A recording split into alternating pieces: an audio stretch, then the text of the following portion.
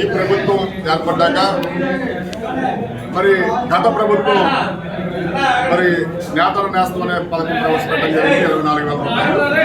మరి గవర్నమెంట్ ఒక అడుగు ముందుకేసి 25,000 రూపాయలు కూడా ప్రభుత్వం ప్రతి చేనేత కార్మికుడు మగ్గమల చేనేత కార్మికుడు ప్రతి ఒక్కరికి కూడా 25,000 ఇస్తానని చెప్పడం జరిగింది.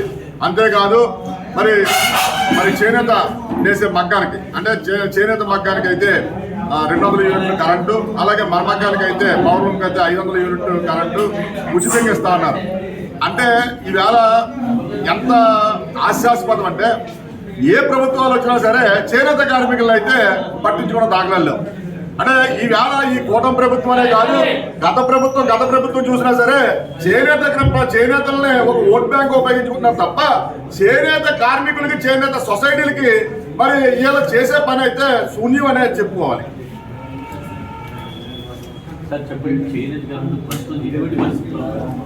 చాలా దుర్భరమైన స్థితిలో ఉన్నారు బాబు. ఆత్మహత్యలు చేసుకోవడానికి చాలా మంది ఉపాధి లేక జీవనోపాధి లేక మరణించడానికి సిద్ధంగా ఉన్నారు.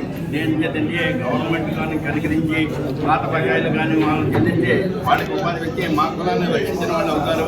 అందుకని